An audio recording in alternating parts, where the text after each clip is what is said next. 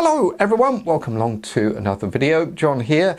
Now, the last couple of weeks I've been looking to buy a fuzz pedal, and I was looking on the internet for the best fuzz pedal I could find, as we do, and I managed to find this one. This is by a company called Pedal Porn, and as I was looking through their website I realised that they were in England, and I'm from England, and I thought, oh, that would be really good. Perhaps I could get in touch with them and, you know, speak to them about the pedals and how they came up with them and give you a little sound demo and some licks for you. So I'm very pleased today to have Chris Robinson from Pedal Porn, who runs Pedal Porn.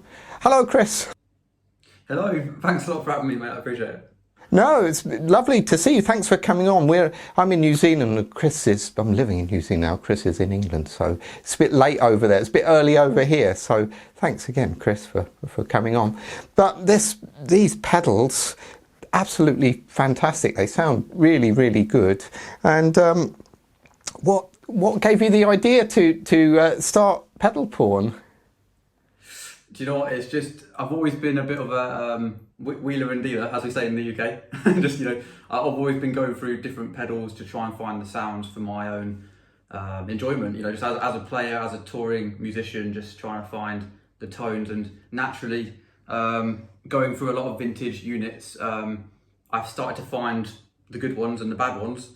And yeah, that was a very early sort of incarnation of Pedal Porn, me just sort of, you know, buying and selling them. But I don't know how much history you want, but that's the very start.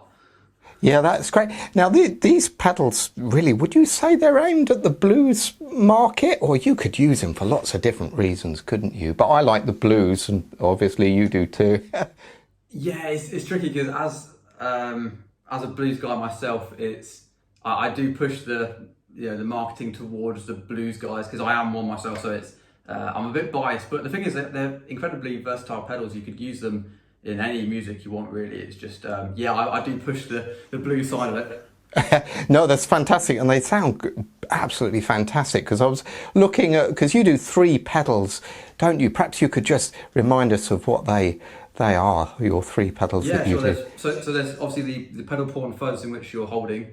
Then there's the Pedal Porn Texan Twang, which is a treble booster at heart.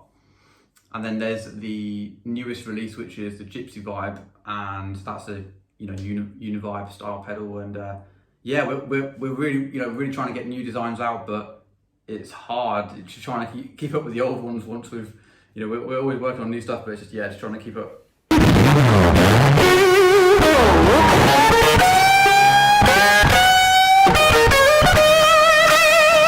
I've just got this fuzz pedal at the moment, but I must say this fuzz one sounds absolutely fantastic, doesn't it? It's really got that fuzzy sound, and then it cleans up exceptionally well, which I think is one of the benefits of this pedal too. If you keep this on full, well, I found, Chris might tell us some other settings in a sec, but if you turn this up full, the fuzz and the volume, and then you roll back your volume knob, you get some fantastic clean glassy tone.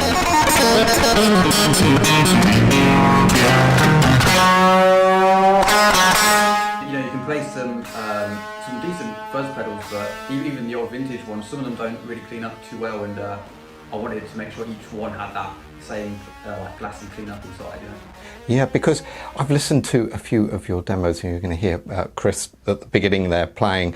I would imagine, Chris, that you're a Stevie Ray Vaughan fan, and that would that be fair to say? Yeah, I mean, like, there's no denying that, is there?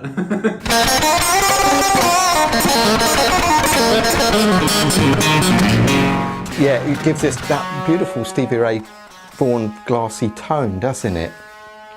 Yeah, it's not something you'd maybe associate with Stevie Ray Vaughan upon like first glance. It's like, it's fuzz. You think of it as just full out Hendrix and stuff, but towards Stevie's later end of the career, it's just, he was really utilising the fuzz in the studio and live, and it's he just really.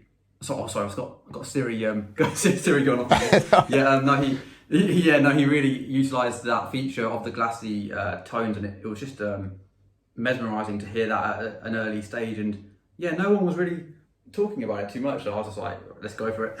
No, I mean, I didn't know anything about that because I obviously knew about a fuzz pedal, but I didn't realise if you turned it down, everyone will say, oh, you're stupid. But I didn't realise if you turn it down, you got that type of great, glassy tone. It sounds fantastic. So that was great to know that, because everyone talks about Stevie Ray Vaughan using tube screamers, and of course I bought one of those and I thought, well, that doesn't sound much like his tone.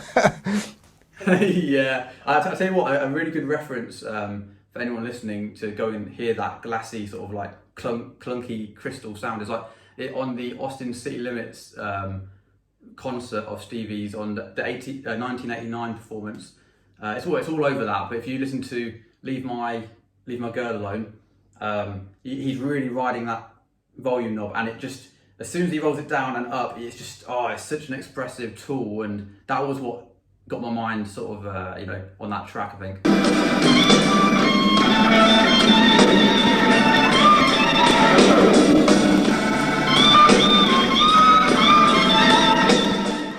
In terms of the knobs, Chris, anywhere do you recommend putting them on full? Obviously you can change them. For me, I found it sounds really good, everything maxed out to the top. Well, it's funny because that's my go-to setting, but I do actually back off the fuzz just ever so slightly, like maybe 1 or 2 notches, just because sometimes it can get a bit cranky on the having them both dimed, depending on the amp context. I mean, I run my amps pretty hot, so it's it can get a bit too crazy, so I just back it off a little bit, and then that's my go-to setting. But I've seen a lot of people really have the fuzz really backed off, and it I've never really used that myself, but I think you're on the right track with diming both. Yeah, that's just what sounded good to me, but I don't know. It's lovely to talk to you, to ask you actually, what would be the best setting, but I suppose it's down to personal preference, isn't it?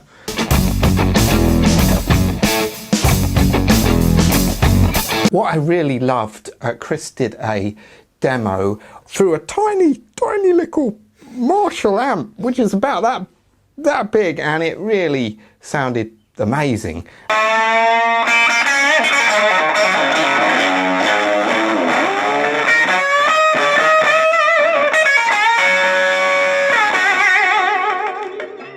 So many people were writing to me saying, it's not fair, you're using these really good amps and stuff, and I was like, what's the worst amp I could find? And that was certainly the cheapest, that little Marshall, which was like, cost me like £5 in the UK. Wow.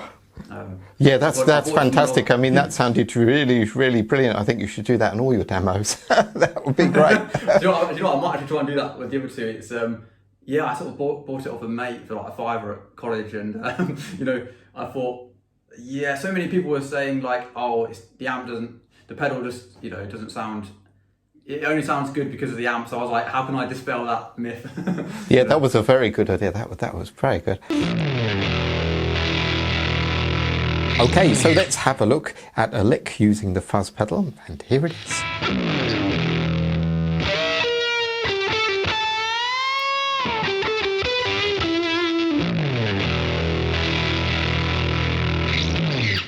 All right, so this thing, the first thing I'm doing is this. Now this is really where you're just sliding from anywhere on the low E string and playing an E power chord, that first finger on the 2nd fret of the A. And then I do this.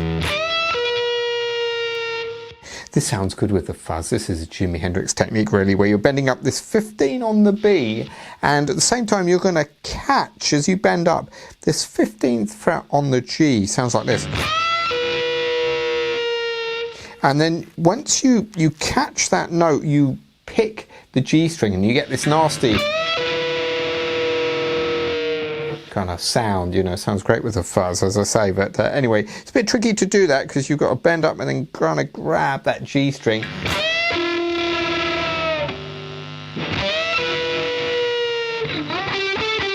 Then I'm going to do this. This is 12, 14, 12.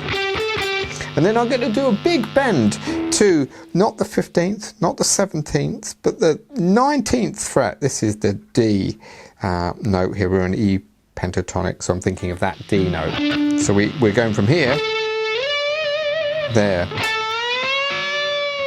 So I'm really bending that quite a lot and quite slow. So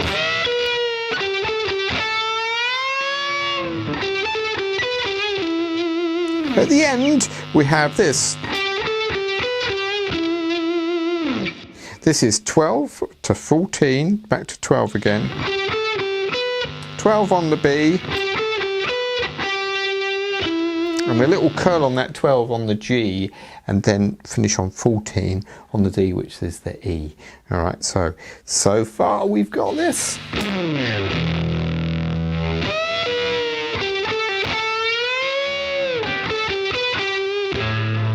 And what I do at the end, just hit that open E power chord again, and then the B and the E strings, which sound gives it that bluesy Hendrixy sound, doesn't it? So here we go, one more for luck.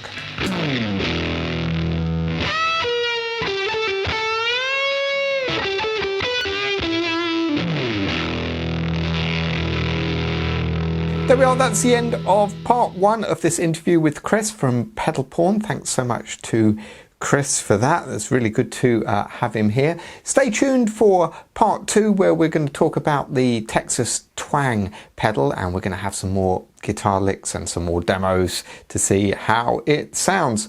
Remember to subscribe if you can, and also if you're interested in Chris's pedals, have a look at pedalporn.com.